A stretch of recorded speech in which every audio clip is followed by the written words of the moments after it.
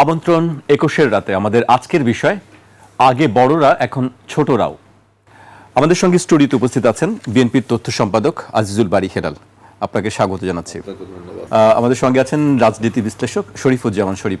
আপনাকেও স্বাগত জানাচ্ছি। আমাদের আজকের বিষয় আগে বড়রা এখন ছোটরাও। আমি আলোচনায় যাবার আগে আমি আজকে বিএনপি মহাসচিব মির্জা ফখরুল ইসলাম আলমগীর একটি বক্তব্য দিয়েছেন, সেই বক্তব্যটি আমি একটু তুলে ধরতে চাই। তিনি বলেছেন, যখন পত্রিকা খুললাম বেদনায় একেবারে নীল হয়ে গেছি। দেখলাম ৫ জন সমন্বয়কারীকে গ্রেফতার করেছে পুলিশ। তারা জোর করে একটি বাড়ি থেকে একজন সাবেক সংসদ সদস্যের কাছ থেকে ৫০ লাখ টাকা আদায় করেছে।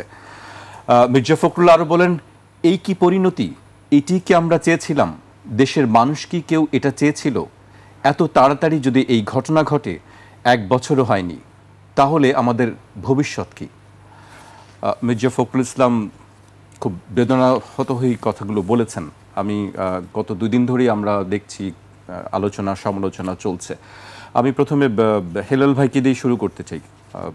তিনি যে কথা বলেছিলেন যে সব মানুষেরই কথা, আসলে গত ১ বছরে আমাদের যে স্বপ্ন ছিল, যে আকাঙ্ক্ষার জায়গাটা ছিল, যে জুলাই চেতনার কথা আমরা বলি, সেই জায়গাটা কি আসলে কি আমরা আদৌ যেতে পেরেছি বা যাওয়ার কি চেষ্টা করা হয়েছে? প্রথম বক্তব্য হলো যে জুলাইয়ের চেতনা তো তার জুলাইতে শুরু হয়নি, চেতনা শুরু হয়েছে ১৭ বছর ব্যাপী। জুলাই মাসে যেটার পরিণতি লাভ করেছে, জি, এইটা একটা বিষয়, এইটা একটা আলাদা চ্যাপ্টার আলোচনা করবার জন্য। এখন আমাদের মহাসচিব বেদনায় নীল হয়ে গেছেন। একই অবস্থা সারা বাংলাদেশের যারা আমরা ছাত্র রাজনীতি করি। আমরা যেহেতু জানি এই ১৭ বছরের গণ অভ্যুত্থানের যে সমাপ্তি টেনেছিল আমাদের বীর ছাত্র ভাইয়েরা, সেই ছাত্র ভাইয়েরা যখন আবার এই আন্দোলনটা যখন শেষ হয়ে গেল, অর্থাৎ গণ অভ্যুত্থানে আমরা বিজয় অর্জন করলাম, যে যার শিবিরে বা যে যার ক্যাম্পে ফিরে গেল, ছাত্রদলের ক্যাম্পে, ছাত্র ইউনিয়নের ক্যাম্পে, অন্য অন্য দল তাদের ক্যাম্পে।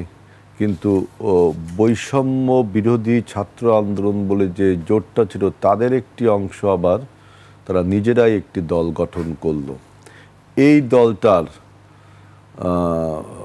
যেহেতু আমাদের অভ্যুত্থানের তারা অনেকে পোস্টার বয়, তাদের বিরুদ্ধে যখন এই রকম আপনার বৃহৎ কেলেঙ্কারির কথা বের হয়ে আসছে, তখন তো আসলে আমরা যারা ছাত্র রাজনীতি করতাম বা করি, আমাদের সবারই খারাপ লাগার কথা। কারণ এর আগে ৬৯-এর গণ অভ্যুত্থান হয়েছে, ৯০-এর গণ অভ্যুত্থান হয়েছে, তর্ক এবং বিতর্ক অনেকই আছে। এই ৯০-৬৯-এর গণ অভ্যুত্থানের যে সমস্ত ছাত্র নেতৃবৃন্দ সামনের সারিতে ছিল, অনেক কথাবার্তা আছে। কিন্তু এই ২৪-এর গণ অভ্যুত্থানের যে ছাত্র নেতৃবৃন্দ, তাদের সাথে আগের গণ অভ্যুত্থানের ছাত্র নেতৃবৃন্দ একটা পার্থক্য হলো যে আগের গণ অভ্যুত্থানের ছাত্র নেতৃবৃন্দ ক্ষমতার সাথে চ্যালেঞ্জ করে বিরোধী দলে ছিল, ক্ষমতার সাথে আপোষ করেছিল না। কিন্তু এবার গণ অভ্যুত্থানের এই ছাত্র নেতৃবৃন্দ যারা পোস্টার বয় হিসেবে খ্যাত, তারা কিন্তু ক্ষমতার সাথে আপোষ করে ক্ষমতা, এটাই ছিল তাদের প্রথম একটা ফল্ট আমি মনে করি। যদি তারা ক্ষমতায় না থাকতো, তাহলে মনে হয় এই গণ অভ্যুত্থানের আপনি যে চেতনা বলেন, জুলাই চেতনা বলেন আর ১৭ বছরের চেতনা বলেন, এইটা কিন্তু অনেকটা ধরে রাখা সম্ভব থাকতো। যখনই ক্ষমতার সাথে আপোষ করেছে, তখনই আমি দেখলাম যে এই বিভিন্ন মোহে তারা মোহগ্রস্ত হয়ে গেছে, বিভিন্ন লোভ লালসা তাদের পেয়ে বসছে। এবং এর ফলে শুধু যে তারা ক্ষতিগ্রস্ত হয়েছে তা নয়, পুরো গোটা ছাত্র সমাজ এবং গোটা রাজনীতিক ব্যক্তিত্ব তারাও কিন্তু মানে ক্ষতিগ্রস্ত হয়েছে। যে সাধারণ মানুষ মনে করে যে যায় লঙ্কায় সেই হয় রাবণ, একটা কথা আছে না, এরকমই। সুতরাং যেমন ওদের একজন সমন্বয়ক আপনার উমামা ফাতেমা, সে নিজে বলছে যে জুলাই চেতনা তো আর মানি মেকিং মেশিন না, সে বলছে না। সেজন্য এগুলো আসলে বেদনায় নীল হয়ে যাওয়ার মতো কথা এবং লজ্জার কথাও।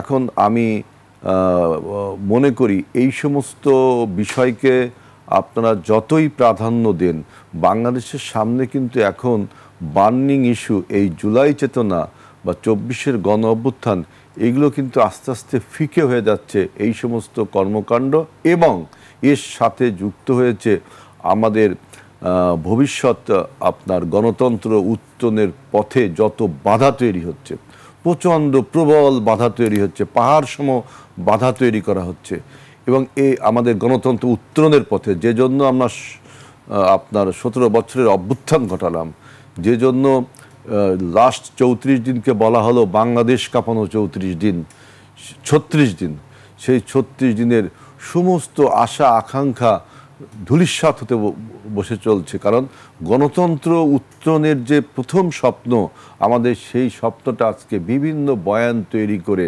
দেখেন, এই যে আপনার ফরেন সার্ভিস একাডেমিতে মাসের পর মাস, দিনের পর দিন আলোচনার নামে আমি মনে করি এটা একটা সার্কাসে পরিণত হয়েছে। এই আলোচনাটা মানে একটা জিনিস সলভড হয়, আবার সেই জিনিসটাকে তোলা হচ্ছে, নতুন করে একটা বয়ান তৈরি করা হচ্ছে। একটা জিনিস সলভ হয়, নতুন করে বয়ান তৈরি করা হচ্ছে।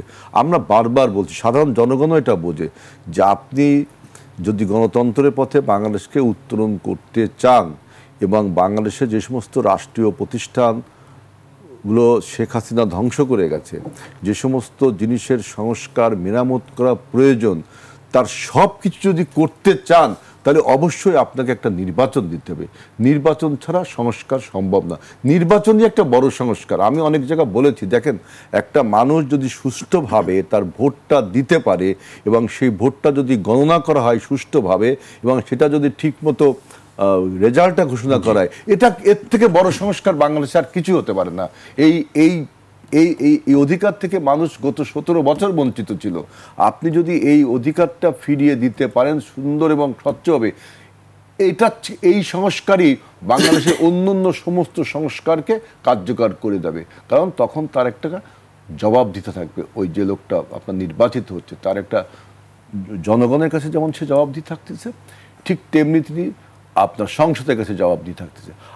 আমি আর একটা জিনিস দেখলাম, খুব বিশ্বাসের সাথে আপনি লক্ষ্য করবেন, এই যে আমি বললাম যে ফরেন সার্ভিস একাডেমিতে যে তামাশা বা সে সার্কাস তুলেছে, এদের উদ্দেশ্য আমি দেখলাম, আমি আমার ব্যক্তিগত অভিমত থেকে এরা বলছি, আমার উদ্দেশ্য আমি দেখলাম যে পরবর্তী যে সরকারটা হবে, নেক্সট যে গভর্নমেন্ট হবে, এই গভর্নমেন্টটাকে কিভাবে দুর্বল করা যায়, এই গভর্নমেন্টটাকে কিভাবে হাত পা বেঁধে রাখা যায়, এই গভর্নমেন্টের নির্বাহী বিভাগকে, যে বিভাগটা কাজ করে, আপনার লেজিসলেটিভ একটা আর একটা জুডিশিয়ারি, কিন্তু মাঠে তো থাকে নির্বাহী, এই বিভাগটাকে কিভাবে দুর্বল করা যায়, মানে একটা দুর্বল সরকার গঠন করার একটা অভিপ্রায় আমি দেখলাম এই ঐক্যমত কমিশনের মধ্যে কাজ করছে।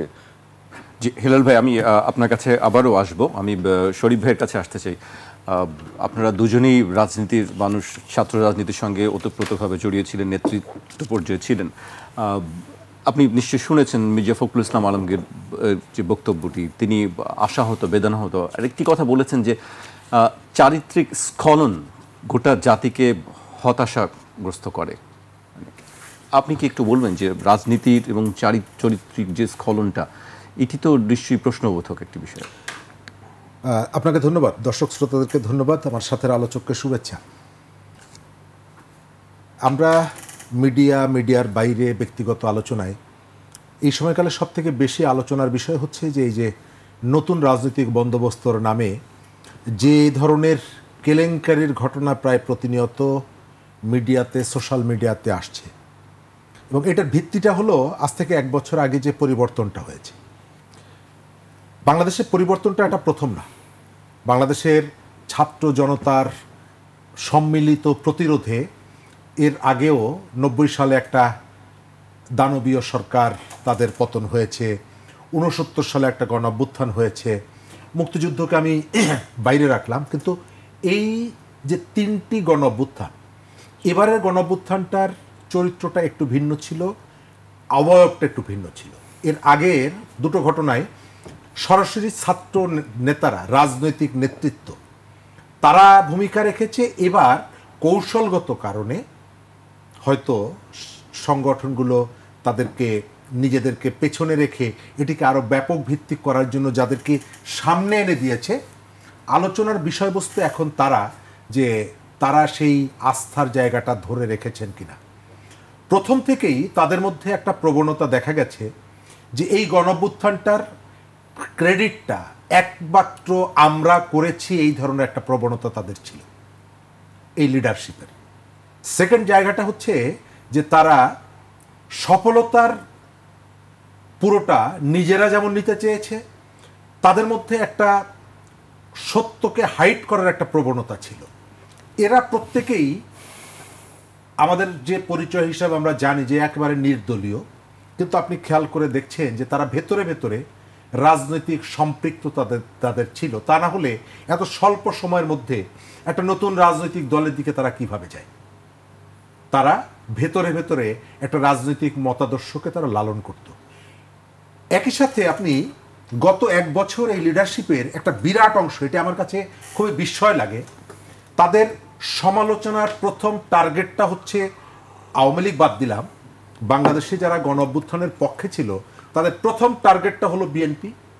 এরপরে বাংলাদেশের মুক্তিযুদ্ধকে যারা ওন করে তাদের প্রত্যেককেই আপনি নানাভাবে ক্রিটিক করতে দেখবেন, কিন্তু 71-এর বিপক্ষের যে রাজনৈতিক শক্তি আপনি কখনোই শুনবেন না এদের মুখ থেকে তারা তাদের ওই ভূমিকার জন্য কখনো ক্রিটিক করেছে। এটা একটা বিস্ময়কর বিষয়। এবং এটা করতে গিয়ে প্রথমেই তারা এই যে আপরাইজিংটা তার বিপক্ষে, মূল যে সেন্টিমেন্ট তার বিপক্ষে দাঁড়িয়ে গেছে। আমাদের এখানে অনেকেই বলে থাকেন জুলাইয়ের অভ্যুত্থানের চেতনার জায়গা এটা। আমার কাছে মনে হয় কি জানেন, জুলাইয়ের চেতনা আসলে বেসিক জায়গাটা ছিল আমার এই দেশে আমি একটা ভোটের মধ্য দিয়ে একটা সরকার কায়েম করব। আমাদের যতগুলো প্রবলেম আপনি দেখবেন তার সবথেকে বড় জায়গাটা হচ্ছে সমাজের বিভাজন বলেন, দুর্নীতি বলেন, প্রতিষ্ঠানগুলো ধ্বংস হয়ে যাওয়া বলেন, এগুলো হয়েছিল একমাত্র কারণ হলো যে আমাদের এখানে গণতান্ত্রিক ব্যবস্থা বিতাড়িত করা এবং চর্চা না হওয়ার কারণে। যখন দেখা গেছে যে এখানে ভোট ছাড়া একটা সরকার ক্ষমতায় বসে যায়, তখন চিকিৎসকরা ভেবেছে বিএমের নির্বাচনের আর দরকার কি, যেহেতু আওয়ামী লীগ পাওয়ারে আছে, আমরা আওয়ামী লীগের সমর্থক, সুতরাং আমরা বিএমএটাকে দখল করে নেব। ইঞ্জিনিয়ারদের মধ্যে যারা আওয়ামী লীগের সমর্থক তারা হিসাব করে দেখেছে এত ঝামেলার দরকারটা কি, নির্বাচন যেহেতু হচ্ছে না, সুতরাং আমরা যেহেতু আওয়ামী লীগের সমর্থক, ইঞ্জিনিয়ার্স ইনস্টিটিউটটা আমরা দখল করে নিব। রিহ্যাবের মতন ব্যবসায়ীদের প্রতিষ্ঠান, এফবিসিসিআইয়ের মতন ব্যবসায়ীদের প্রতিষ্ঠান, আপনার বিজিএমই এর মতন ব্যবসায়ীদের প্রতিষ্ঠান, যার সাথে রাজনীতিকে না মেলানোই ভালো, যার 100% অ্যাক্টিভিটি হচ্ছে ইকোনমি বেসড। কিন্তু শরীফ ভাই, সবসময় ক্ষমতায় যারা থাকেন তারাই দেখা যায় যে সব প্রতিষ্ঠানগুলো দখল করে নেন। অবশ্যই, কিন্তু সময়ের পরিবর্তনের সঙ্গে সঙ্গে এটা ক্রমশই এতটা নগ্নভাবে হয়েছে। নির্বাচনগুলোতে ঢাকা বিশ্ববিদ্যালয়ের সিনেট নির্বাচনে আমরা কিন্তু হিস্ট্রিটা হচ্ছে যারা ক্ষমতায় থাকে সিনেটের ম্যাক্সিমাম ক্ষেত্রে দেখা যায় যে তাদের অনুসারীরা জয়লাভ করে, কিন্তু একটা নির্বাচন হয়, একটা প্রতিযোগিতা হয়, টিএসসিতে ভোটের দিন নানা দলের লোকজন আসে, প্রচারণা চালায়, ঢাকার বাইরে প্রচারণা চালায়, কিন্তু যখন দেখা গেছে যে পাওয়ারটা অ্যাবসলুট হয়ে গেছে একটা দলের, তখন কিন্তু তার অনুসারীরা মনে করেছে যে যেহেতু আমরা অ্যাবসলুট পাওয়ারটাকে যেহেতু আমাদের হোল্ড করছি, সুতরাং এই জায়গায় নতুন করে দরকার নেই।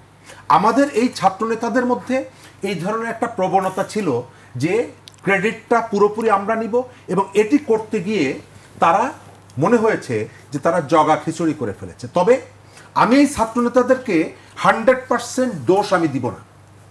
এই কারণে দিব না যে এরা সবাই যে পলিটিক্যালি মোটিভেটেড ছিল তা না, অনেস্টির জায়গা থেকে সরল বিশ্বাসে অনেকেই অংশগ্রহণ করেছে, রাজনীতি করে না, এরকমের অনেক মানুষ আপনি পাবেন। কিন্তু তাদেরকে পরিচালনা করার ক্ষেত্রে যে ধরনের লিডারশিপ অথবা যে ধরনের মেন্টরদের দরকার ছিল, আমরা এখানে এসে দেখলাম যেহেতু তাদের ওই যে সরাসরি পলিটিক্যাল ব্যানার না থাকার কারণে বিভিন্ন জায়গা থেকে কেউ এটিকে জুলাই বিপ্লব, কেউ জুলাই অভ্যুত্থান, এর ভেতর থেকে নতুন সংবিধান আনতে হবে, এর ভেতর থেকে নতুন বিপ্লবী সরকার আনতে হবে, সংবিধানকে মাটি চাপা দিতে হবে, এই ধরনের তাদেরকে পরিচালিত করার ক্ষেত্রে নানা জায়গা থেকে, নানা পকেট থেকে যে ধরনের ভূমিকাটা রাখা হয়েছে, আপনি খেয়াল করে দেখবেন অনবরত তাদের মধ্যে একটা অস্থিরতা কাজ করেছে। আর একটা জায়গা হচ্ছে যে আমাদের লিডারশিপের যে জায়গা, আপনি যখন, আমি মনে করি কি জানেন, এই যে ছেলেগুলো সবই ব্রাইট স্টুডেন্ট, তারা একটা নতুন দল গঠন করেছে, এটিকেও আমি অ্যাপ্রিসিয়েট করি। বাংলাদেশের তরুণরা যখন বলছে উই হেট পলিটিক্স, তখন বিশ্ববিদ্যালয়ের শিক্ষার্থীদের একটা অংশ রাজনীতি করতে এসেছে, এটাকে ইতিবাচক দেখি। প্রবলেমটা হয়েছে এই ইতিবাচক রাজনীতিতে তাদেরকে যেভাবে পরিচালনা করা দরকার ছিল, সেই পরিচালনাটা প্রপারলি না করে, ওই যে বললাম, কেউ এদের মাথার ভিতরে ঢুকিয়ে দিয়েছে তোমাকে ৭১-এর প্যারালাল হচ্ছে ২৪কে এস্টাবলিশ করতে হবে। কেউ মনে করেছে ৭১-এর পরাজয়ের যে গ্লানি, এটি মোছার জন্য আমি ২৪-এর প্ল্যাটফর্মটাকে ব্যবহার করব। কেউ মনে করেছে যে ওই যে কোটাকে বিদায় করে আমি আবার যে ব্যবস্থাটা কায়েম করেছি মুক্তিযোদ্ধা কোটার বাইরে, আমি এখানে আবার ২৪-এর আলাদা একটা ব্যবস্থা আমি এখানে তৈরি করব। আবার দেশের বাইরের থেকে কেউ কেউ মনে করেছে এদেরকে দিয়ে আমার যে পুরনো যে আক্রোশের জায়গাগুলো আছে, আমার এখানে যে প্রতিষ্ঠানগুলো আছে, সেনাবাহিনী, বিচার বিভাগ, আমাদের যে সোশ্যাল যে বন্ডিংসগুলো ছিল, এই জায়গাগুলোতে আঘাত করব। এবং এটি করতে গিয়ে সর্বনাশটা কেবলমাত্র তাদের করেনি, সর্বনাশটা বাংলাদেশেরও করেছে। জি, আমি হেলাল ভাইয়ের কাছে আসতে চাই। আবার যেটি বলছিলাম যে রাজনীতির সঙ্গে চারিত্রিক স্খলনজনিত একটি বিষয়, মানে এটি কিভাবে, মানে পরস্পর একটি বিরোধী একটি বিষয়, যে চরিত্রের যার নষ্ট হয়ে যায় তার আসলে তো কিছুই থাকে না, যেটি আমরা ছোটবেলা থেকেই শুনছি, character lost is everything lost. পরিবেশ এবং প্রতিবেশ এইটার উপরে নির্ভর করে, তাছাড়াও আরও অনেক ফ্যাক্টরের উপর নির্ভর করে মানুষের মোরাল আপগ্রেডেশন বা আপনার নৈতিক যে উন্নতি, আবার নৈতিক অবনতিও, মোরাল ডিগ্রেডেশন যেটা। কিন্তু আমি এখন মনে করি যে ২৪-এর গণ অভ্যুত্থানের যে সমস্ত ছাত্ররা নিজেদেরকে সামনে তুলে ধরেছিল, শরীফ ভাই যেটা বললেন, বিভিন্ন রাজনৈতিক দল বিভিন্ন কৌশল অবলম্বন করে যাদেরকে সামনে এনেছিল, যারা সামনে গিয়েছিল, তাদের আজকে এই বেহাল অবস্থার জন্য আমি মনে করি বর্তমান যে অন্তর্বর্তীকালীন সরকার, সেই সরকার হিমসেলফ দায়ী, সবচেয়ে বড় দায়ী এই সরকার। এবং এবং এই সরকারের যে ব্যুরোক্রেসি আছে তারাও অনেকটা দায়ী। এই ছাত্রদেরকে আজকে এই মানে অপবাদের বোঝা বহন করতে হচ্ছে। আমি বলি, আমি দেখলাম যে একটা ছাত্র, কি যেন নাম, কালকে দেখলাম পত্রিকায়, সে ২ মাসে তার গ্রামের বাড়িতে বিশাল এক বিল্ডিং বানানোর স্ট্রাকচার তুলে ফেলছে, সেটা আবার পত্রিকায় দেয়া হচ্ছে, ডুপ্লেক্স বাড়ি। আমি দেখলাম যে বানাতে যারা সাহায্য করছে তারাই আবার এই খবরটা প্রকাশ করছে। আমার কাছে, আমার গবেষণা যেটা বলছে, যারা বানাতে সাহায্য করেছে তারাই আবার এটা প্রকাশ করছে। এই জন্য আমি বললাম সরকারের, আমি বলি, এই সরকার প্রথমেই এসে বলে যে ছাত্ররা আমাকে ক্ষমতায় বসিয়েছে। এটাকে সরকার ঠিক কথা বলেছে? ৯০-এর গণ অভ্যুত্থানে যখন শাহাবুদ্দিন সাহেব ক্ষমতায় এসেছিল, বা ৬৯-এর গণ অভ্যুত্থানে আইয়ুব খানের পতনের পরে যখন ইয়াহিয়া খান ক্ষমতায় এসেছিল, তখন কি তারা বলেছিল যে ছাত্ররা আমাকে ক্ষমতায় বসিয়েছে? বলেছে? তারা তো খুব, আপনার ইয়াহিয়া তো একটা ধিক্কৃত শাসক, যাকে আমরা পরাজিত করেছি, সেও তো বলেছিল না যে ছাত্ররা আমাকে, কেন ছাত্র আন্দোলনের ফলে তো আপনার গণ অভ্যুত্থানটা হলো, তাই না, ১১ দফা। ইভেন ৯০-এর গণ অভ্যুত্থানের পরে শাহাবুদ্দিন সাহেব ক্ষমতায় আসলেন, তিনি কি বলেছিলেন? এবং রাজনৈতিক দলগুলো বিভিন্ন রূপরেখাও দিয়েছিল, এটা একটা অন্য আলোচনা। তাহলে এই সরকারের প্রধান এসে বললেন যে ছাত্ররা, আবার তার মধ্যে মাস্টার মাইন্ড খোঁজা শুরু করলেন, দেখছেন। এবং আমি এই সরকারের অনেক লোককে, যারা সরকারের এই অন্তর্বর্তীকালীন সরকারের বিভিন্ন প্রশাসনের বিভিন্ন জায়গা আছে, তারা বলছে এরা জেন জি এই শব্দটা এই ২৫ আগস্টের পর যতটা চাউর হয়েছে, এর আগে কিন্তু এত এই জেন জি শব্দটা আসেনি। আসছে? আপনি বলেন, এই যে এক্স জেনারেশন, জেন জি জেনারেশন, 60s 70 এগুলো আসেনি কিন্তু কথা। এমন এমন সব টার্মিনোলজি আনছে জেন জির পক্ষে যে এরা মনে হচ্ছে কেবল সবাই আপনার ভেস্তর থেকে ছাড়া পেয়ে মর্তলোকে তারা এসেছে মানুষকে আপনার হেদায়েত করতে, মানুষকে নসিহত করতে, এরকম একটা ভাবসাব করে তুলছে যে, এবং এরা যা ভাবে বোঝে, এদের চিন্তা শক্তি এলিয়ানকেও, যারা ফরেন এলিমেন্ট মানে যে সমস্ত প্রাণী এখনো পৃথিবীতে এসে পৌঁছায়নি তাদের থেকেও তারা বিদ্যা বুদ্ধি বেশি। আমি অনেককে বলতে শুনেছি, ওরা কিন্তু তরুণ, এই যে তরুণের জয়গান, এদের ভাবনা তোমাদের থেকে অনেক দূরে। তাদেরকে এমনভাবে প্যাম্পারিং করা হয়েছে, পরিকল্পিতভাবে প্যাম্পারিং করা হয়েছে। এবং সেকেন্ডলি দেখবেন এদেরকে আবার লাঠিয়াল বাহিনী হিসেবেও কাজ করেছে এই সরকার। একটা হলো প্যাম্পারিং করছে, তোষামতকরি করছে, বিভিন্ন রকমভাবে ফুলায় ফাঁপিয়ে তুলছে। আরেকটা হলো এদেরকে আবার লাঠিয়াল বাহিনী বানিয়েছে। লাঠিয়াল বাহিনী কি লাঠিয়াল বাহিনী আপনি দেখেন যে আপনি হাইকোর্টের 12 জন বিচারপতিকে আপনি বাদ দিবেন, মানে ওই যে কি বলে ওটাকে উইথড্র করবেন, তো সেটা তো একটা আদেশ বলেই করা যায়। কিন্তু সেইখানে এই ছাত্রদেরকে একটা প্রেশার গ্রুপ থাকে, বিভিন্ন অ্যাসোসিয়েশনের, বিভিন্ন এনজিও, বিভিন্ন আন্দোলনের একটা প্রেশার গ্রুপ থাকে, বিভিন্ন অ্যাসোসিয়েশনের। কিন্তু এটা প্রেশার গ্রুপ হবে কেন? এটা তো শফিকুল আলম ভুল একটা কথা বলছে, ওইটা আমি বলতে চাচ্ছি না।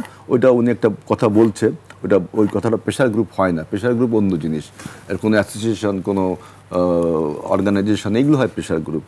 তাদেরকে এই আপনার বিচারপতি নামাতে হবে, এটা একটা আদেশ বলেই কিন্তু করা সম্ভব, সুপ্রিম জুডিশিয়াল কাউন্সিল করেই করা সম্ভব। সেটা কেন এই লাঠিয়াল এই ছাত্রদেরকে এই অপমানটা করতে হবে কেন? ছাত্রদেরকে এই কাজে ব্যবহার করতে হবে কেন? আপনার আনসার বিদ্রোহটা যখন হলো তখনও দেখেন, এটা কিন্তু আপনার ল এনফোর্সিং এজেন্সিস, আমাদের সেনাবাহিনী, আমাদের র্যাব, আমাদের বিডিআর, আরও যারা যারা আছে, মানে বিজিবি, এই ল এনফোর্সিং এজেন্সিসগুলো কিন্তু এটা নিশ্চয়ই দমন করতে পারে। সেখানে আবার ছাত্রদেরকে ডাকা হলো। আনসারের সময় আওয়ামী লীগ ছাত্রলীগ ছিল, সেটি একটা না আনসার মাত্র ছিল না, এটা আমি 5ই আগস্টের পরের ঘটনা বলবো, সব 5ই আগস্টের পরের ঘটনা। সেটি বলা হচ্ছিল যে ছাত্রলীগ আবার আনসার হয়ে ফিরে আসছে। সেই সেটাও কি আপনার এই ছাত্রদেরকে করতে হবে? সরকার গঠিত হলো কেন? তাহলে সরকার গঠিত হলো কেন?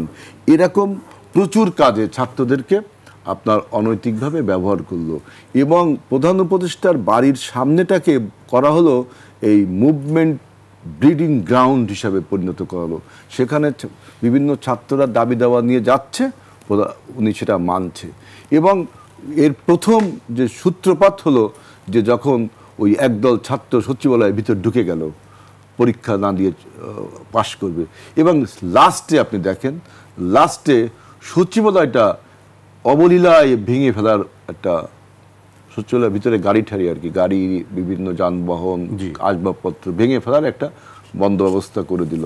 কোনো সেখানে কোনো আপনার প্রতিরক্ষা ব্যবস্থা নেই, ছাত্ররা ভেঙে ফেললো, তাই না? এটা কি এটা ঘটনা ঘটলো কি? আর সচিবালয় ভাঙতে হবে, শিক্ষা উপদেষ্টার পদত্যাগ করতে হবে।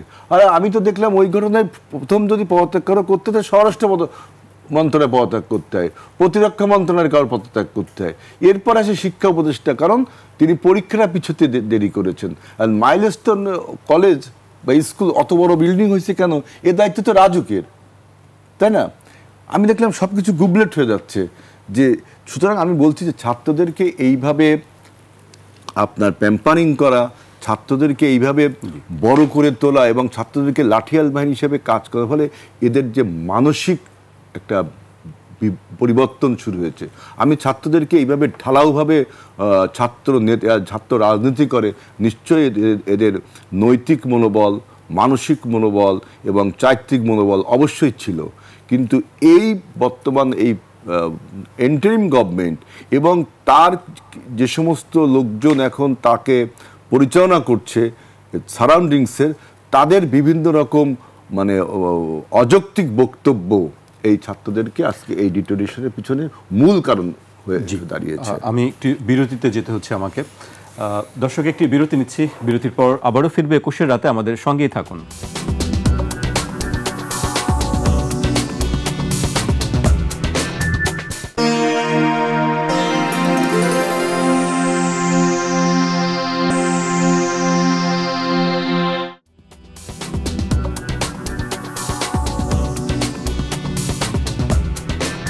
বিরতির পর আবারও স্বাগত। আপনারা দেখছেন 21 রাত। আমাদের সঙ্গে আছেন বিএনপির তথ্য সম্পাদক আজিজুল বারী হেলাল এবং রাজনীতি বিশ্লেষক শরীফুজ্জামান শরীফ। আমি শরীফ ভাইকে দিয়ে শুরু করতে চাই। হেলাল ভাই বেশ কিছু কথা বলছেন যে 1 বছর আগে তাদের যে মোরালিটি ছিল, মানবিক শক্তি ছিল, বল ছিল, সেই জায়গাটি 1 বছর পরে দেখছি যে আমরা সেই জায়গা থেকে সরে এসেছে। সেটির পেছনে বেশ কিছু কারণও বললেন। আসলে মানে এই জায়গা থেকে বের হয়ে আসার কি আর সামনের পথটা কি? ধন্যবাদ। হেলাল ভাই যেখান থেকে শেষ করেছেন আমি সেখান থেকেই শুরু করি। আমাদের এই যে বিক্ষোভটা বা এই যে গণ অভ্যুত্থানটা, আমাদের এক্সপেকটেশনটা কী ছিল আমরা এটা জানি, যে আমরা আমাদের এখানে একটা ডেমোক্রেটিক সিস্টেম আমরা এখানে এস্টাবলিশ করব, আমাদের হারানো ভোটাধিকার সেটি আমরা ফেরত আনবো, প্রতিষ্ঠানগুলোকে ডেভেলপ করবো এবং আমরা আমাদের সমাজে একটা গণতান্ত্রিক রূপান্তর ঘটবে। কিন্তু এই বিক্ষোভের পেছনে নানা জায়গা থেকে নানা ধরনের যে ব্যাখ্যা দেওয়ার প্রবণতা আছে, তার ভিতর থেকে বোঝা যায় যে শিক্ষার্থীদের পেছনে অনেকগুলো পকেট থেকে, অনেকগুলো কর্নার থেকে বিভিন্ন ধরনের চিন্তা তাদের মাথার ভিতরে প্রবেশ করানো হয়েছিল এবং তার রিফ্লেকশনটা হয়েছে গণ অভ্যুত্থানের পরপরই তারা বলার চেষ্টা করেছে যে এটি পলিটিক্যাল যে ফোর্সগুলো ছিল তাদের সাথে তাদের বিশ্বস্ততা নিয়ে, তাদের ডেডিকেশন নিয়ে প্রশ্ন ছিল, তাদের ইত্যাদি ইত্যাদি। লক্ষ্য করা গেছে যে তাদের ভেতরে বারবার তারা বাংলাদেশের বিদ্যমান যে রাজনৈতিক সিস্টেম, রাজনৈতিক যে ফোর্স, তাদেরকে ক্রিটিক করা, তাদেরকে নাকচ করে দেওয়ার একটা প্রবণতা এই ছাত্র নেতাদের মধ্যে ছিল। এটা কোথা থেকে এলো? এটা এলো একটা সম্মিলিত প্রচেষ্টার অংশ। হেলাল ভাই যেটি বললেন, আমি সবগুলোকে একসঙ্গে দেখতে চাই। বাংলাদেশের সংস্কারের নামে এখন যেটা হচ্ছে, ভবিষ্যতে বাংলাদেশের জন্য একটা দুর্বল শাসন ব্যবস্থা এখানে তৈরি করা, যে শাসন ব্যবস্থার কারণে যারাই পলিটিক্যালি পাওয়ার হোল্ড করুক না কেন তাদেরকে প্রতিনিয়ত নানা রকমের চ্যালেঞ্জের মুখে পড়তে হবে। এটি হচ্ছে একটা দিক। একই সঙ্গে বাংলাদেশের এখন পর্যন্ত যে প্রতিষ্ঠানগুলো আছে তাদের মধ্যে একটা অস্থিরতা তৈরি করার একটা প্রবণতা ছিল এবং এখন পর্যন্ত আছে। এই শিক্ষার্থীরা তারা তাদের জায়গা থেকে, আপনি খেয়াল করে দেখবেন, অনবরত তাদের মধ্যে একটা অস্থিতিশীলতা তৈরি করে দেওয়ার প্রবণতা ছিল। আমি অনেকবার বলেছি যে একটা দেশের দুটো সরকার আমরা গত কয়েক মাস ধরে দেখেছি। একটা হচ্ছে সচিবালয় থেকে পরিচালিত হচ্ছে, আর একটা রাজু ভাস্কর্য থেকে পরিচালিত হচ্ছে। রাজু ভাস্কর্য যেটা বলছে, সচিবালয় সেটা এক্সিকিউট করছে। এবং এই ক্ষেত্রে আমাদের যারা উপদেষ্টা যারা আছেন, বিশেষ করে আমি অভিযুক্ত করব, দায় দিব আমাদের প্রধান উপদেষ্টাকে, কারণ টিম লিডার হিসাবে, শিক্ষক হিসাবে তার যে দায়িত্বটা পালন করা উচিত ছিল তিনি সেটি করতে পারেননি। আমি আপনাকে জিজ্ঞেস করি, ইন্টারমিডিয়েট ফার্স্ট ইয়ারে, এবং আমার এখনো পরিষ্কার মনে আছে আপনার এখানে সর্বশেষ আমি যে টক শোতে এসেছিলাম, আপনি একজন সমন্বয়ককে ডেকেছিলেন, যার বিরুদ্ধে রেল ভবনে ওই কমিটিতে থেকে ইন্টারফেয়ার করার অভিযোগটা আপনি তুলেছিলেন, যে আপনার সম্পর্কে তো এই ধরনের কথাবার্তা আছে, এবং তিনি বলেছিলেন যে এটি আমাদের রেসপন্সিবিলিটি, বিপ্লবের শক্তি হিসেবে এটি আমার দায়িত্ব। আমার প্রশ্ন হচ্ছে, একটা কলেজের শিক্ষার্থী যার কাজটা হচ্ছে লেখাপড়া করা, আপনি তাকে বাণিজ্য মন্ত্রণালয়ের কমিটির মধ্যে ঢুকিয়ে দিয়েছেন, তিনি সেখানে কি কন্ট্রিবিউট করছেন? তিনি সেখানে গিয়ে ডিপার্টমেন্টের বা মিনিস্ট্রির রেগুলার অ্যাক্টিভিটিতে যে ইন্টারফেয়ারগুলো করছেন, প্রশাসনের স্বাভাবিক গতিকে বাধাগ্রস্ত করছেন, এটি কি আমাদের প্রধান উপদেষ্টা জানেন না? সব জায়গায় প্রতিনিধি রাখার একটি বিষয়, সেটি কেন? কোন কনসেপ্ট থেকে নিয়ে আসা? এটা হচ্ছে যে আমাদের পর্যায়ক্রমে এই যে লিডারশিপটা উঠে আসার যে সুযোগটা ছিল, এই যে নেতৃত্ব বিকশিত হওয়ার যে সুযোগটা ছিল, আপনি দেখেন প্রায় 160 জন সমন্বয়ক ছিল গণ অভ্যুত্থানে, তাই তো? আপনার যে পার্লামেন্ট, 300 আসনের যে পার্লামেন্ট, তার অর্ধেক সংখ্যক শিক্ষার্থী বিভিন্ন প্রতিষ্ঠান থেকে বেরিয়ে আসছে। আপনি যদি তাদের ভিতরে পলিটিক্যাল মোটিভেশনটা সেভাবে দিতেন, আপনি একটা নতুন লিডারশিপ এর ভেতর থেকে আপনি বের করে আনতে পারতেন। কিন্তু আপনি তাদের মোটিভেশনটা কি দিয়েছেন? মুক্তিযুদ্ধকে অশ্রদ্ধা করতে হবে। আপনি মোটিভেশনটা কি দিয়েছেন? সুযোগ পেলেই 71কে 24-এর কাউন্টার হিসাবে দাঁড় করাতে হবে, সুযোগ পেলেই বিএনপিকে একটু খোঁচা দিতে হবে, সুযোগ পেলেই লেফটদেরকে একটু খোঁচা দিতে হবে, সুযোগ পেলে একটু অন্যান্য দিকে প্র্যাকটিসটা করতে হবে। তো অর্থাৎ এই যে ঘটনাগুলো, সেনাবাহিনীকে আপনি সুযোগ পেলে একটু একটা ধাক্কা দিতে হবে, আবার সুযোগ পেলে প্রশংসাও করতে হবে। তো এই যে হিপোক্রেসিগুলো আপনি এদের মধ্যে নিয়ে আসছেন, আমি ওই জায়গাটা আসছি। এই শিক্ষার্থীরা যখন দেখছে যে আমরা যাকে নিয়োগ দিলাম তিনি 700 কোটি টাকা একদিনেই এক স্বাক্ষরে তিনি নিজের মাপ করে নিলেন, তিনি একের পর এক সুযোগ নিচ্ছেন, তখন রিয়াদ তার বাড়িতে যদি 2.5-3 লাখ টাকা খরচ করে একটা ছোট্ট বিল্ডিং বানায়, আমি দোষের কিছু দেখি না। এটি একদিকে বলছি। এদেরকে নষ্ট করার পেছনে এই উপদেষ্টাদের কয়েকজন উপদেষ্টার ভূমিকা আছে। হেলাল ভাই যেটি বলেছেন, আমরা এটি দেখিনি যে টেলিফোন করে বলা হয়েছে তোমরা হাইকোর্ট ঘেরাও করতে আসো। যদিও এই রেসপন্সিবিলিটি তাদের ছিল, এই কাজগুলো তাদের ছিল, তারা করেনি। এদের কাঁধে বন্দুক রেখেছে এবং এদেরকে এই জায়গাটায় নিয়ে গেছে। ধানমন্ডি থানার থেকে হান্নান মাসুদ যখন কয়েকজন অপরাধীকে, দুর্বৃত্তকে বের করে নিয়ে আসলো, আমরা কি শুনলাম? ঢাকার মেট্রোপলিটন পুলিশ কমিশনার হান্নান মাসুদকে পাঠিয়েছে ধানমন্ডি থেকে এদেরকে ছাড়িয়ে আনার জন্য। অর্থাৎ এরা তো দেখছে যে আমাকে যদি গ্রেপ্তারও করে পুলিশ, আমাকে ওই মেট্রোপলিটন পুলিশ কমিশনার কেউকে না কেউকে পাঠাবে। এই যে খবরগুলো আসছে, এই যে ছবিগুলো আসছে, গণ অভ্যুত্থানে যারা চোখ হারিয়েছে, কান হারিয়েছে, প্রপার ট্রিটমেন্ট না পেয়ে বিষ পান করে আত্মহত্যার চেষ্টা করছে, তখন একজন ছাত্রনেতা ঢাকা থেকে মংলা পোর্টে চলে যায়, সেখানকার উপদেষ্টা হয়। আমাদের প্রধান উপদেষ্টা এটা জানেন না? এই খবর পত্রিকা আসে না? অন্য উপদেষ্টারা জানেন না? তো আমি যেটা দেখি, এই যে ব্রাইট স্টুডেন্টগুলোকে নষ্ট করার পেছনে আপনারা যে ওই যে মেটিকুলাস পরিকল্পনা, এই মেটিকুলাস পরিকল্পনা, ওই যে রাজনীতিকে আপনি বিতর্কিত করছেন, আপনার টার্গেটটা কি? আপনি রাজনীতির সংস্কারের নামে এই যে ঐক্যমত্য কমিশন, তাদের মাথার থেকে যে প্ল্যানগুলো আসছে, তারা এসে বলছেন এটা জনগণের পরিকল্পনা, জনগণের মাথার থেকে এসেছে। আপনারা এই যে প্ল্যানগুলো আনছেন, এই প্ল্যানগুলো, এই পরিকল্পনাগুলো, এই কনসেপ্টগুলো বাংলাদেশের কোন জনগণ আপনাদেরকে এই কথাগুলো বলেছে? আপনারা বাইরের থেকে কতগুলো আইডিয়া আমদানি করছেন। কেন?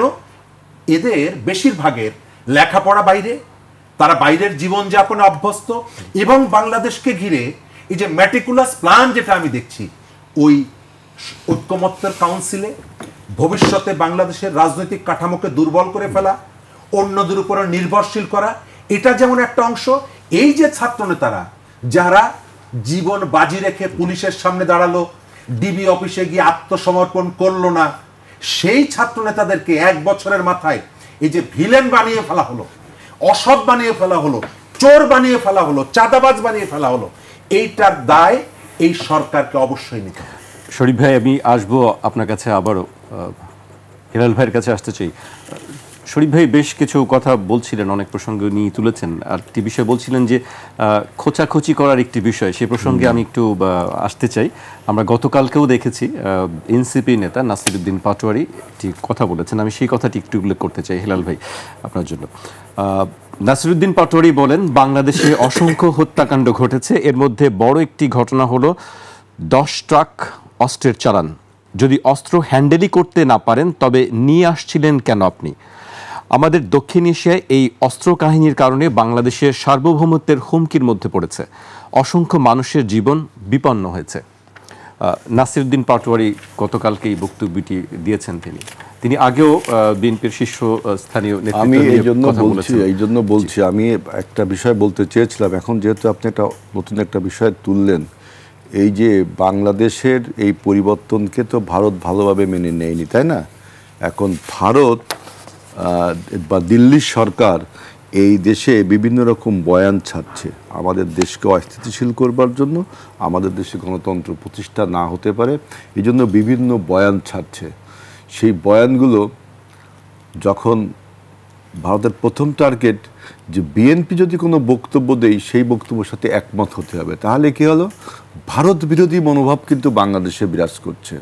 তাহলে কি জনগণকে বিএনপিকে ভারতের গায়ে ভারতের ট্যাগিং করে দিয়ে বিএনপিকে মেলাইন করা যাচ্ছে। আপনি দেখবেন বিএনপি যদি কোনো বয়ান দেয়, তার স্বতঃস্ফূর্ত বয়ান, ওটাকে ভারত কোনো না কোনোভাবে সার্টিফাই করে। তার মানে কি? যে আমাদেরকে ট্যাগিং লাগানো হচ্ছে, তাদের লাগালে কি জনগণ আমাদেরকে সাথে মুখ ফিরিয়ে নেবে, তাই না? এখন আমি দেখলাম যে বিএনপি যখন এই জিনিসটা বুঝতে পেরেছে, জনগণ যখন বুঝতে পেরেছে, ভারত এখন অন্য খেলায় নেমেছে। অন্য অন্য রাজনৈতিক দলকে দিয়ে তাদের বিভিন্ন বয়ান, যেমন পিআর পদ্ধতির একটা বয়ান ভারতই ছেড়েছে এবং যারা বলছে তারা ওই এজেন্ডাটাই বহন করে। কারণ পিআর পদ্ধতিতে বাংলাদেশের নির্বাচন আদৌ অনুষ্ঠিত সম্ভব কিনা এটা আপনারা সবাই জানেন, এই আলোচনায় আর যাচ্ছি না। এখন এই 10 ট্রাক অস্ত্রের কথা নাসিরউদ্দিন পাটোয়ারি, এটি অনেক পুরাতন একটা ঘটনা এবং এইটার যে পলিটিক্যাল এবং যদি কোনো কারণ থেকেও থাকে বা এর পেছনে কোনো বাণিজ্যিক কারণ বা অন্য কোনো আপনার এই যে অপরাধ এর কোনো কারণ থেকেও থাকে, সেগুলো তো উনি জানেন না। তাহলে ওনাকে কেউ বলেছে, যে বলেছে সে নিশ্চয়ই ভারতের স্পাই হবে। অর্থাৎ ভারতের একটা বয়ান তিনি এখন ফ্রি করলেন। এইটা নিয়ে আমি এত স্বল্প পরিসরে আলোচনা করতে চাচ্ছি না। আমি এখন যে জায়গাটা শরীফ ভাই জায়গাটায় আসতে চাচ্ছি, যে নাসিরউদ্দিন পাটোয়ারি এরকম ডেমাগগ বক্তৃতা একে বলে। আমি জানি না ওই ডেমাগগ সম্বন্ধে ওর আইডিয়া আছে কিনা, যে একটা পপুলিস্ট কথা বলে মানুষের দৃষ্টি আকর্ষণ করা। ওই কথাটার অর্থ সে জানে না, কিন্তু সে বলে ফেলছে। পেছনের থেকে কেউ বলাইছে, অথবা তিনি চিন্তা করছে এই কথাটা বললে অনেকে খাবে, অনেকে তার ভিউজ বাড়বে। কিন্তু সেটি অসম্মানজনক বক্তব্য কোন রাজনৈতিক দলের থেকে আশা করা যায় না। এটা তো তার ব্যক্তিগত কথা বলেছেন, অসৌজন্যতা, অশোভনীয়তা, মানুষটাকে এই জন্য মানুষটাকে নিন্দাও জানিয়েছে, ঘৃণাও করেছে, তাকে প্রতিবাদও করেছে, বুঝছেন। এই এবং সে পলিটিক্সে খুবই একটা ইনফ্যান্ট ক্যারেক্টার। কারণ তার পলিটিক্যাল বয়স বা কত, একটা কথা সে বলছে, ডেমাগোগি ভাষায় একটা কথা বলছে। কথা হলো যে আমরা জুলাই গণ অভ্যুত্থান, বিশেষ করে 24-এর গণ অভ্যুত্থানের পরে বাংলাদেশের রাজনীতিতে একটি শক্তির পরাজয় হয়েছে, আওয়ামী ফ্যাসিবাদ বা মাফিয়া শক্তির পরাজয় হয়েছে না। এই শক্তি আর কখনো ফিরে আসার সম্ভাবনা আমি দেখি না। যারা চেষ্টা করছেন আনার, তারাও শত চেষ্টা করে আনতে পারবেন না। কারণ এই পরাজিত শক্তি পাকিস্তান আমাদের কাছে আনার চেষ্টা করছে। আমাকে একটু শুনুন, পাকিস্তান আমাদের কাছে পরাজিত হয়েছে, অনেকবার বয়ান তৈরি করা হয়েছে, আবার দেশকে পাকিস্তান বানানো হচ্ছে। আসলে এটা কি সম্ভব? কখনো আর পাকিস্তান বানানো সম্ভব? তো যে মাফিয়া পরাজিত হয়েছে, যে আওয়ামী অপশক্তি বিদায় হয়েছে, এই অপশক্তি আবারও ফিরে এসে রাজনীতি করা বা রাজনীতির ময়দান দখল করা, এটা আমার কাছে একটা অসম্ভব ব্যাপার মনে হয়। পুরো জাতি তাদের প্রত্যাখ্যান করেছে। কিন্তু যারা আনার চেষ্টা করছে তাদের অন্য একটা এজেন্ডা আছে, নিজেদের অস্তিত্ব টিকিয়ে রাখার এজেন্ডা। আমি বলছি যে শূন্যস্থান তৈরি হয়েছে এই আওয়ামী লীগের বিদায়ের ফলে। আমরা সবাই ভেবেছিলাম যে এখানে একটা রাজনৈতিক দল, মানুষ বলে তৃতীয় শক্তি, বলে না, আমি বলছি তৃতীয় শক্তি, তার দ্বিতীয় শক্তিও তৈরি হতে পারত, তাই না? একটা দ্বিতীয় শক্তিও তৈরি হতে, যদি তারা একটা রাজনৈতিক বয়ান তৈরি করতো। কোনো রাজনৈতিক বয়ান তো তৈরি করলোই না, বরং কি করলো, তারা সরকারের সাথে যোগ দিল। সবচেয়ে বড় ভুল হয়েছে, আমি প্রথমে বলছি এটা। এবং সরকারের বিভিন্ন কমিটিতে, শরীফ ভাই যেটা বললো, বিভিন্ন কমিটিতে, আপনি আমাদের জেলা কমিটির যে ক্রীড়া সংস্থাগুলো আছে, যে আইন কমিটি আছে, আরও কি কি কমিটি একটা জেলায় থাকে, সব জায়গায় ছাত্রদেরকে প্রতিনিধিত্ব দিতে হবে, সব জায়গায়। শরীফ ভাই তো বললো যে কি কোনো পোর্টের অ্যাসোসিয়েশনের পর্যন্ত তারা মেম্বার হয়ে গেছে। এই যে তাদেরকে লোভ দেখালো সরকার, বিভিন্ন কমিটি তাদেরকে মেম্বার করতে হবে। সে ম্যাচুরিটি থাকুক আর না থাকুক, অভিজ্ঞতা থাকুক আর না থাকুক, সেইটা তাকে দিয়ে দেওয়া হলো। মানে সরকার নিজস্ব লাঠিয়াল বাহিনী তৈরি করলো। অথচ এই যে এনসিপি নামক যে রাজনৈতিক দলটি গঠন করলো, তারা সেই এনসিপি যে রাজনৈতিক বয়ান তৈরি করতো, আজকে যদি একটা রাজনৈতিক জনপরিসরে তারা তাদের কার্যক্রম চালাতে পারতো, তাহলে কিন্তু বাংলাদেশের তৃতীয় শক্তি বলে যে কথা হয় তার দরকার ছিল না। তারাও দ্বিতীয় শক্তি হয়ে উঠতে পারতো এবং গণতন্ত্র আরো ভাইব্রেন্ট হতো, তাই না? কিন্তু আমি দেখলাম এই যে নতুন যে রাজনৈতিক দলটি গড়ে ওঠার সম্ভাবনা ছিল, তারা নিজেরা স্বতন্ত্র কোনো রাজনৈতিক না হয়ে অন্য একটি রাজনৈতিক দলের ভাবশিষ্যে পরিণত হয়েছে। দেখবেন আপনি, শরীফ ভাই কিছুটা বলেছে, তারা নিজেদের স্বতন্ত্র বোধটা, যে এত বড় একটা শূন্যস্থান তৈরি হলো, সেই শূন্যস্থানে নিজেরা একটা রাজনৈতিক বয়ান তৈরি করে, রাজনৈতিক ডিসকোর্স তৈরি করে, একটা ফিলোসফি দিয়ে, কিছু ইডিওলজি দিয়ে মানুষকে আকর্ষণ করতে পারতো, অনেক লোক তাদের সাথে রাজনীতি সম্পৃক্ত হতো, যেহেতু 24-এর গণ অভ্যুত্থানের 34 দিনে তাদের অসামান্য সাফল্য রয়েছে, তাই না? জি। সুতরাং তারা এটাকে বেস করে একটি রাজনৈতিক প্ল্যাটফর্ম তৈরি করতে পারো। এটা বিএনপিও মনে মনে চেয়েছিল যে একটা বাংলাদেশের গণতন্ত্র ভাইব্রেন্ট করতে গেলে একটা শক্তিশালী বিরোধী দল দরকার। এটা তো কেউ অস্বীকার করতে পারে না। বিএনপি সবচেয়ে বেশি উপলব্ধি করতে পারে যে একটি শক্তিশালী বিরোধী দল থাকলে আমরা ভবিষ্যতে গণতন্ত্রের পথে আরো বেশি উত্তীর্ণ হব, বৈদেশিক শক্তির সমস্ত চাপ থেকে আমরা মোকাবেলা করতে পারবো। কিন্তু আমি দেখলাম এই শক্তিটা নিজেরা কোনো রাজনৈতিক দল না হয়ে অন্য একটি রাজনৈতিক দলের ভাবশিষ্যে পরিণত হয়ে যাচ্ছে। এটা আমার ভাবতেও লজ্জা লাগছে যে ছাত্র রাজনীতি করে বেড়ে ওঠে একজন ছাত্র, সে নিজে একটা রাজনৈতিক বয়ান তৈরি করবার যে সুন্দর অপরচুনিটি, যে ক্ষেত্র তৈরি হয়েছিল, সেই ক্ষেত্রে সে আরেকজনের আপনার ওই যে মানে দ্বিতীয় ব্যক্তি বা ক্লায়েন্ট বা মক্কেলে পরিণত হচ্ছে। এইটা বাংলাদেশের রাজনীতির জন্য একটা বড় ক্ষতির কারণ হয়ে যাচ্ছে। এবং দেখবেন এই যে বললাম যে আরেকজনের ভাবশিষ্য, এদের সবার একটা পরিকল্পনা, ইনক্লুডিং এই বর্তমান ঐক্যমত কমিশন, আলী রিয়াজের নেতৃত্বে এদের সবার একটা পরিকল্পনা হলো যে আগামীতে যে সরকারটা গঠন হবে সেই সরকারে যেহেতু তারা যেতে পারবে না, তা ন্যাশন ওয়াইড দল হিসাবে তারা এখনো গড়ে ওঠেনি, নির্বাচন হলে সংখ্যাগরিষ্ঠ আসনে হয়তো বা তারা জিতবে না, মানে এটা আমি সুতরাং ওই সরকারকে যদি দুর্বল করা যায় তাহলে হবে কি, পরবর্তীতে হয়তো বা সে যেতে পারবে। কিন্তু ওই সরকার দুর্বল হলে যে বাংলাদেশের গণতন্ত্র বা 24-এর গণ অভ্যুত্থান মুখ থুবড়ে পড়বে, এই আপনার ফোরসাইটেড